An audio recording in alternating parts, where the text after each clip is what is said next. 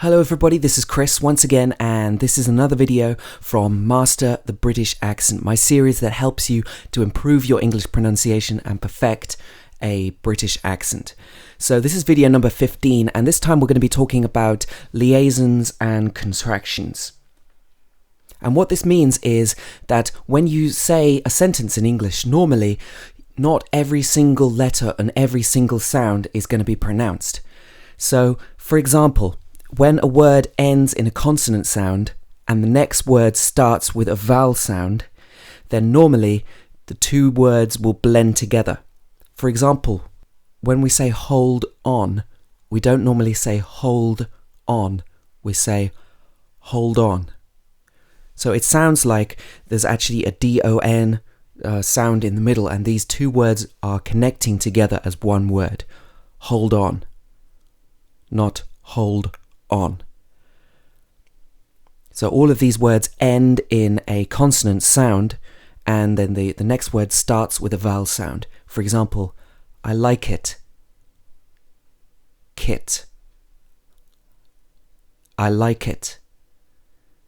So really this is like two words. It's like I and like it, even though this is three words. I like it. Depend. Depend. We don't say deep end, we say depend. So this is almost like one word, depend. And then get up late, tup. Get up. Get up late. Get up late. Picked out. Picked out. Doubt. Picked out. So if you connect the consonant sound at the end of the word and a vowel sound at the beginning of the next word, then this is one way to make your English sound more authentic and more authentic. This is one way to make your English sound more authentic and more natural. Another general rule is that when two words end and begin with the same consonant sound, then we don't normally pronounce the second sound. For example, is she? Here we have two S sounds, so the second one isn't really pronounced. We don't say is she, it's is she? Is she? So really it's like I-S-H-E. as one word, but it's actually two words. Is she? What time is it? What time is it? We don't say what time is it. What time is it? What time is it? Keep pace. We don't say these words separately. We would say keep pace. Keep pace. So this is when you have two consonant sounds the same at the beginning and end of two words. Here are some more examples. Big game. Big game. Well lit. Well lit. Can never. I can never jump as high as you. This Saturday. Not this Saturday.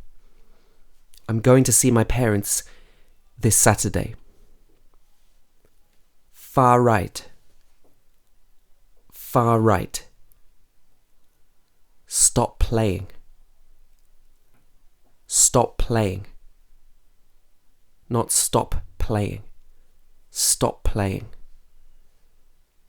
Tom might. Tom might. Book club. Book club. Not book club. Book club. So all of these habits are things which native speakers would actually do naturally, but when you're learning English you might have to practice this separately. Another rule is that when two vowel sounds are connected together, normally we add a w or y sound in the middle to make it easier to say. For example, go out, we would normally say go out. Go out, not go out. Go out. What time do you need to go out? Go on would be go on. Did you finish speaking? No, okay. Go on. How are you? We would normally say, how are you? How are you? Not how are you? How are you? How are you doing today? How are you? You know it. Wit. Not you know it, but you know it. So here in these examples you can see that we've added a w sound in between these two vowel sounds. Sometimes we add a y sound as well. For example, may I come in? May I come in? He ate out. So this sounds a bit like yate, yate, y. He ate out. He ate out. We don't say he ate out. He ate out. I'll buy it. I am not. I am not. I am not. Sounds a little bit like yam. I am not. And now we can talk about another set of principles. When certain consonant sounds occur in a certain order, then they are reduced to different sounds. For example, a T plus a Y sound becomes ch. For example, didn't you? Didn't you? So this is more like chew at the end. Didn't you? Won't you? Won't you? This is because one word ends in a T and the next word starts with the y sound. Another common contraction is when there's a D at the end of the word and a Y at the end of the next word. Then the sound would change to j. For example, did you? Did you? Did you go? Did you go? Not did you go, but did you go? Would you help me? Would you help me? Would you help me? Could you please shut the door? Could you please shut the door? Would you mind helping me out? Could you tell me your name? Also, when we have a T sound coming between certain vowels, we'll often pronounce it like a D. For example, instead of saying, what about it? A lot of people would say, what about it? What about it? What about it?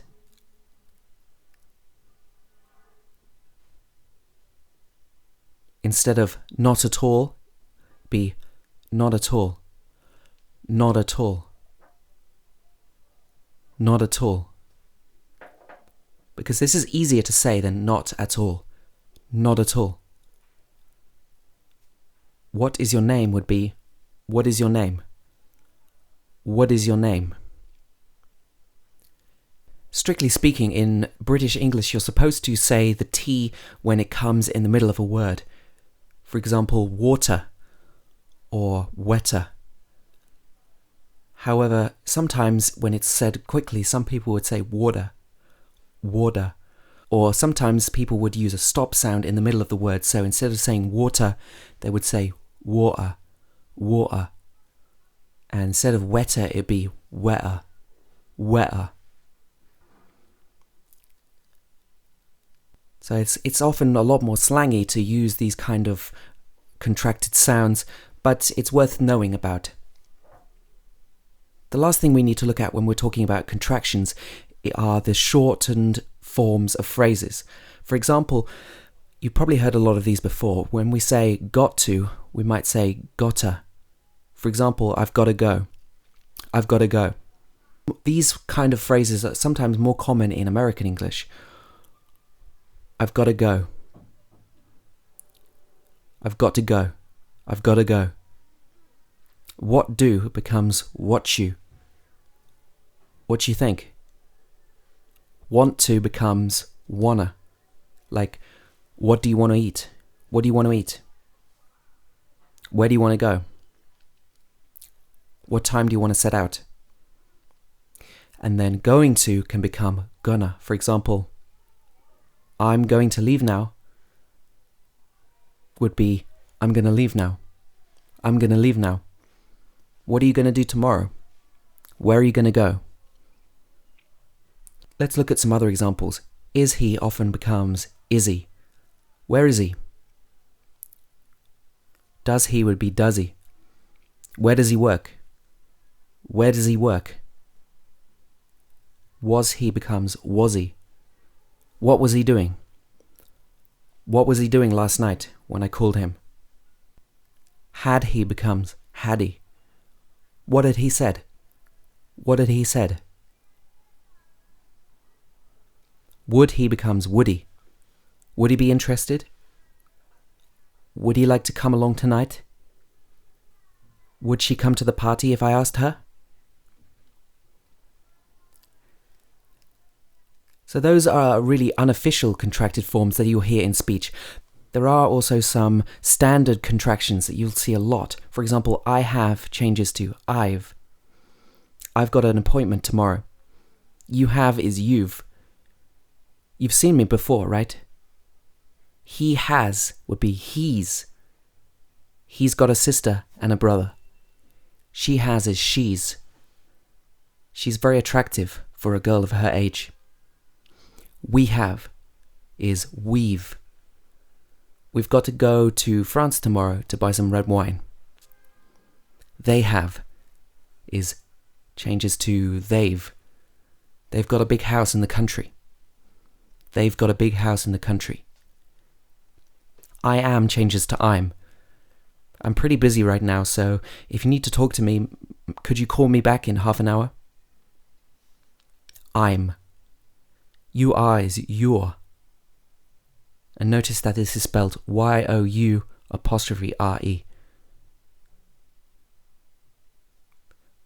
You're very attractive for a girl of your age. Okay, you probably wouldn't say that, but it's just an example. We are changes to we're. We're going on our holiday tomorrow. Do you want to come with us? They are changes to their. They're coming with us as well. Will you come? He is or he has changes to he's. He's a very strong guy. He can lift 2 blocks of flour. She has or she is changes to she's. She's going to come along tomorrow. Will you go to the party with us? It is it's. It's very cold today. You should wear a coat. That is changes to that's. That's why I'm here, because I wanted to see you. What is changes to what's. What's up? What's going on? Where is changes to where's. Where's the nearest toilet? I need to go to the toilet. Who is would change to whose. Whose sock is this? Whose is this book? I would or I had changes to I'd. I'd go there if I were you.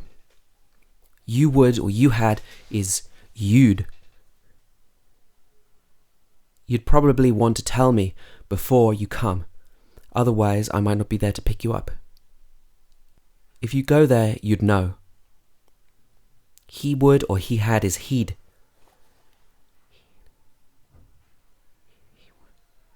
She would or she had is she'd.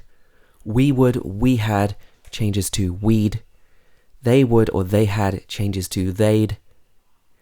And it would or it has changes to it'd.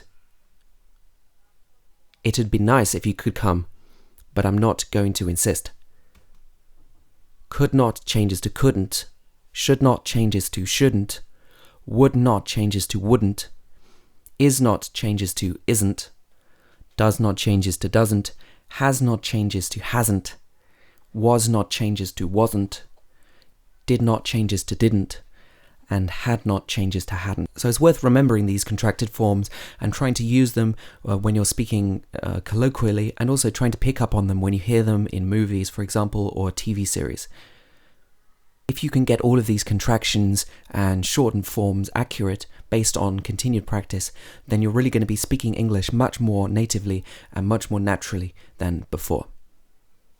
Okay, if you enjoyed this video, click on the subscribe button on the screen right now to subscribe to my YouTube channel and receive all of my latest videos. Also, you can go to ddaoenglish.com and find all my latest updates there. 使用微信的朋友可以扫描屏幕上的二维码，关注我的微信的公众号。Stay tuned for more English learning videos, and thanks for watching. See you soon, everybody.